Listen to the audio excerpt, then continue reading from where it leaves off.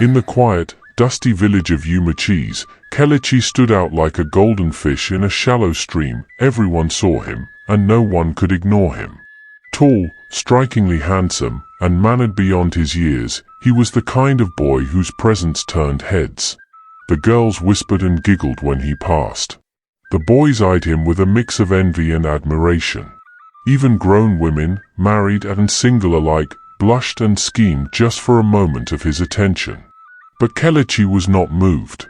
Despite the endless attention and temptations that hovered around him like flies on ripe fruit, Kelechi had only one goal in mind: to make life better for his mother and siblings. Ever since the death of his father, he had stepped up as the man of the house, carrying burdens far heavier than his young shoulders should bear. His mother, Mary, often looked at him with tear-filled eyes as they cooked together in their small mud kitchen. "My son," she would say, "I don't know what I did to deserve you." "Don't worry, Mama," Kelechi would reply, stirring the soup as if his dreams were hidden at the bottom of the pot. "Soon, everything will change. I will go to the city, work hard, and bring joy back to this family. I promise." Mary believed him. She had to. Kelechi was her hope in human form. Every morning, before the sun painted the sky orange, Kelechi was up, sweeping, fetching water, bathing his little sisters, preparing breakfast, and making sure everyone was fine before heading off to school, which was a long, tiring walk away. And along that village path, trouble often disguised itself as beauty and wealth. Women, some old enough to be his mother, would slow their cars and call out to him, offering lifts, gifts, and forbidden pleasures. But Kelechi, focused like a sharpened blade, would simply mutter, "No thank you," and run. At school, the story wasn't different. Girls would write him love notes, corner him under the mango tree, fight over him during break time, but he would ignore them all. His mind was like a fortress, no temptation could break through. His brilliance in class didn't help his case either. The teachers praised him, and some of his classmates, especially the boys, began to dislike him, not for anything he did wrong, but for being everything they were not. So they isolated him. No one spoke to him during break. No one sat with him. He ate alone, read alone, and walked home alone. But Kelechi didn't mind. He welcomed solitude. It gave him room to dream. Everything changed the day Michael arrived. Michael was the son of a wealthy city couple, sent to Umachis to live with his grandfather, a retired military man feared by both children and adults. The boy was wild, stubborn, and arrogant. But something about Kelechi drew him in. Perhaps it was admiration or curiosity. Whatever it was, the two boys soon became friends. Kelechi became Michael's guide, teaching him humility, discipline, and how to find peace in simplicity. Michael's grandfather noticed the transformation and told his son and daughter-in-law. In gratitude, Michael's parents quietly decided to sponsor Kelechi's university education if he successfully reformed their son. The friendship blossomed. They walked to school together, studied after class, and Michael even began visiting Kelechi's home, where he was welcomed warmly. Mary was pleased. "Michael, may God bless you for being a good friend to my son," she would often say. But the devil listens in silence. One fateful evening, Michael came visiting. Kelechi had gone to the market, and only Angel, his youngest sister, was at home. She had just finished washing and was wrapped in a towel, preparing to bathe. As she passed the living room, Michael's gaze followed her. A wicked thought crept into his mind, and before he knew it, he lunged. Angel screamed. She struggled, fought, bit, kicked. Kelechi, already returning from the market, heard her cry from afar. He dropped the food basket and ran. Bursting through the door, he saw his friend forcing himself on his sister. With a cry of rage, he punched Michael so hard the boy hit the wall. Dragging him out like a dead rat, he threw him out of the house and warned him never to return. Michael wept and begged, blaming the devil. "Please, don't tell anyone," he cried. "My parents will come back soon to take me to the city." If they find out, I'll lose everything. Please, Kelechi, forgive me." Kelechi looked at his sister, whose face was pale from fear. She nodded slowly. They would keep quiet, but only because of her shame and their family's peace. Michael was told never to come near them again. But from that day on, something broke. Michael's gratitude turned to hatred. And Kelechi's life, which once seemed golden, was about to take a dark, unexpected turn. It was a Monday morning. Michael sat at the back seat of the class with his headset hanging over his ears, nodding gently to the music playing. The classroom was noisy, but filled with excitement as the students waited for their teacher to arrive. Just a few steps from Michael, a group of boys, his classmates, were huddled together, whispering in frustration. They were complaining bitterly about Kelechi. "That boy takes all the attention," one muttered. "My mother doesn't let me rest," another said angrily. "Every day, it's Kelechi this, Kelechi that. Look at how Kelechi behaves. Can't you be like him? It's exhausting." A third boy added, "My own mother is acting strange. She disrespects my father these days, all because she admires that boy. Imagine that." The last one spoke with deep pain in his voice. "The only girl I love, she doesn't even notice me. All she talks about is Kelechi. I'm losing my mind." Their bitterness poured out like hot oil. And as they talked, Michael's headset suddenly switched off. He could hear them clearly now. Quietly, he listened, without saying a word. Until, at last, he turned and interrupted. "I know how we can set him up," Michael said coldly. The boys turned to him, surprised. "But isn't he your friend?" one asked cautiously. Michael scoffed. "Not anymore. That boy embarrassed me in front of his sister. I've not forgotten. Setting people up is what I'm good at, and this time, I'll make sure Kelechi is destroyed." A wicked silence fell over the group. Then, slowly, smiles of agreement began to appear on their faces. That day, they began plotting. Their plan was simple but cruel: frame Kelechi for a terrible crime and turn the entire village against him. The next day, just after morning assembly, Michael walked up to Kelechi with a fake look of innocence. "Kelechi," he said, "please, I need help with a math topic. I don't understand it. I can't come to your house anymore. Can we meet after school hours in class?" Kelechi, kind and trusting as always, smiled and agreed. "Sure, I'll wait after school." But Michael had already bribed a junior girl named Gloria with money to lie against Kelechi. Her role? Pretend he tried to force himself on her. When the school day ended and the students had gone home, Kelechi remained in the classroom, waiting for Michael. Moments later, Michael excused himself, saying he was going to the toilet. Unbeknownst to Kelechi, Michael and the other boys were hiding nearby. Suddenly, Gloria rushed into the classroom, her uniform already torn. She began screaming at the top of her lungs. "Help! Help! He wants to force himself on me." Kelechi stood up in shock, completely confused. "What are you talking about? What's going on?" he asked, backing away from her. Just then, the boys burst into the room with their phones out. They snapped pictures, shouting, "We caught him! Criminal!" They attacked Kelechi, beat him, tore his uniform, and dragged him outside. He was taken straight to the school security office, where the guards, without asking any questions, locked him up and beat him again and again. Every time he tried to speak, he was slapped or kicked. At home, Mary waited and waited. But Kelechi never returned. She ran from house to house, asking neighbors, searching in panic. "Have you seen my son?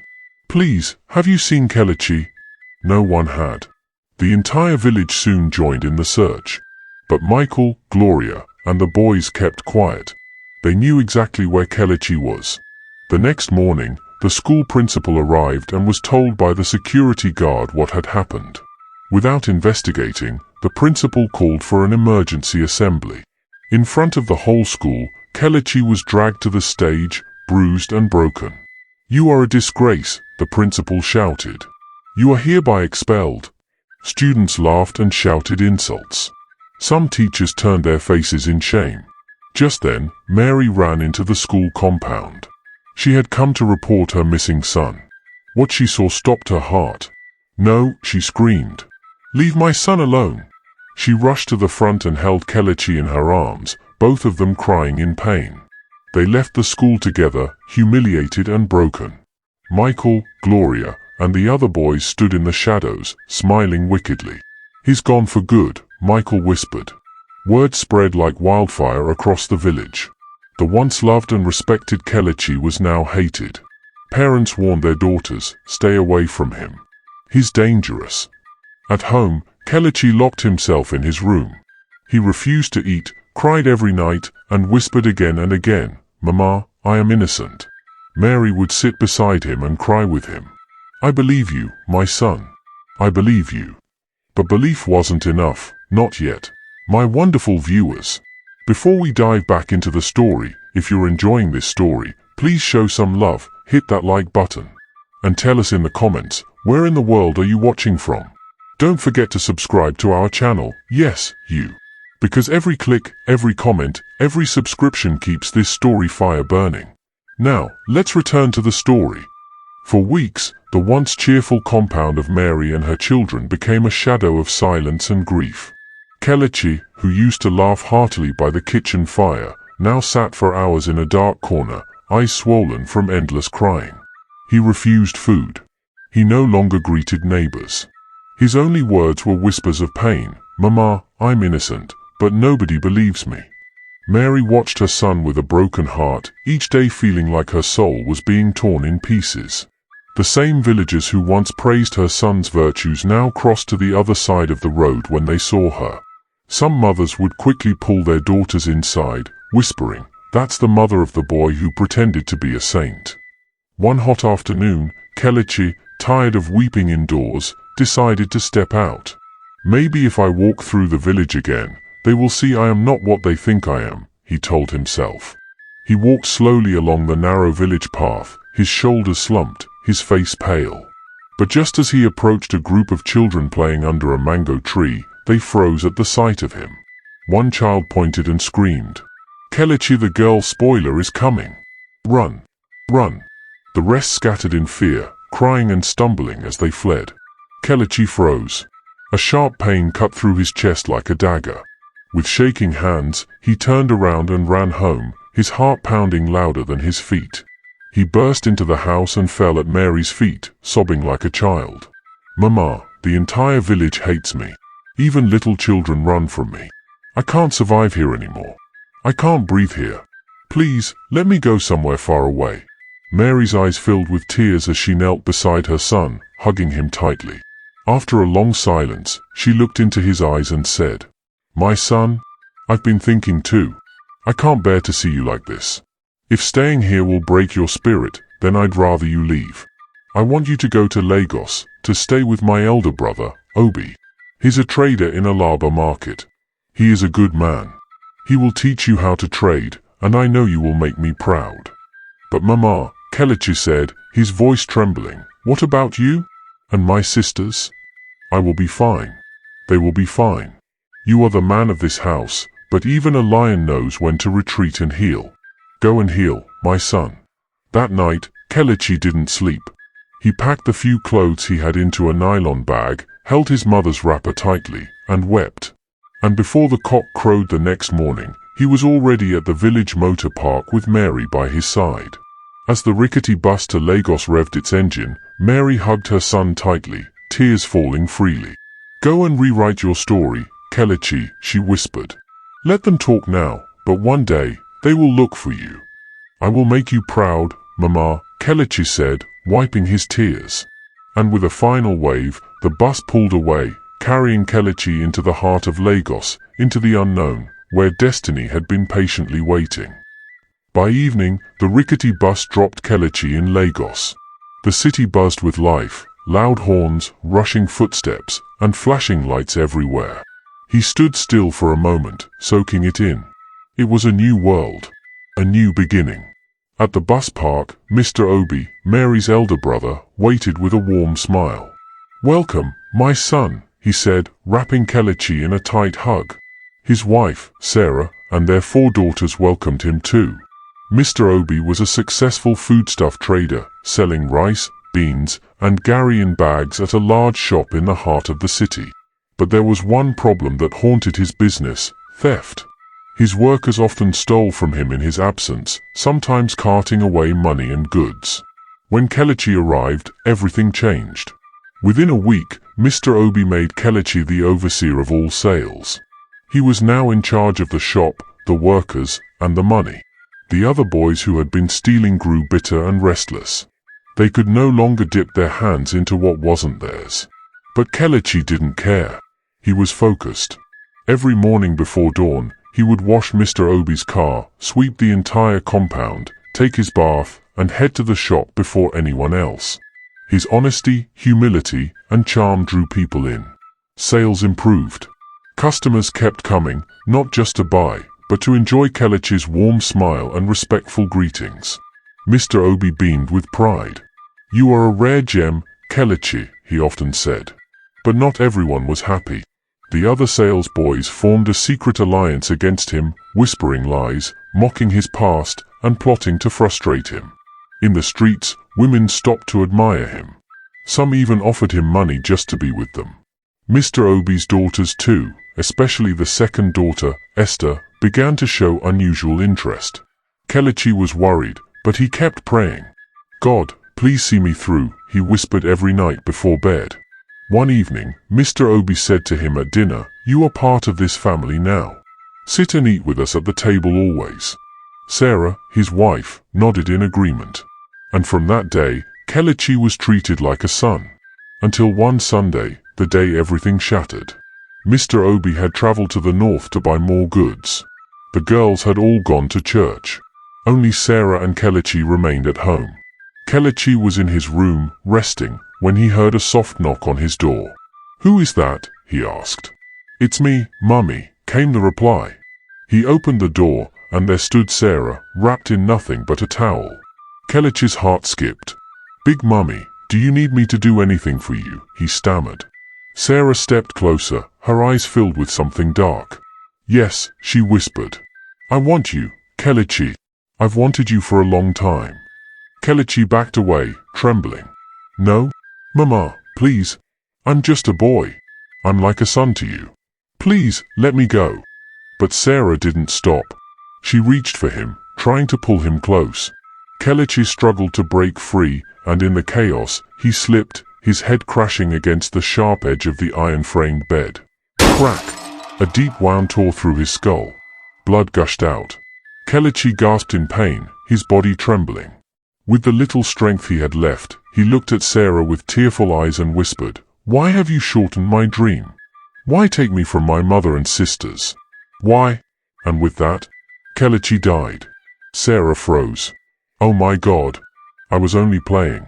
Kelechi, please, wake up. Please." Suddenly, she heard a gasp behind her. Miracle, her last daughter, stood by the door, her Bible clutched in her hands, her face pale with shock.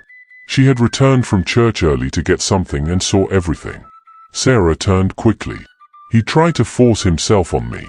I fought him off, and he hit his head," she cried. But Miracle shook her head, tears rolling down her cheeks. "No, Mum. I saw it all. You killed him." There was silence. A thick, choking silence. Sarah panicked. "Please, Miracle, don't tell anyone. I'll buy you anything. I'll give you everything you want. If you speak, they'll lock us both up. Please." Miracle, shaking, nodded slowly. But the truth burned in her chest. Sarah picked up her phone and dialed her husband with trembling fingers.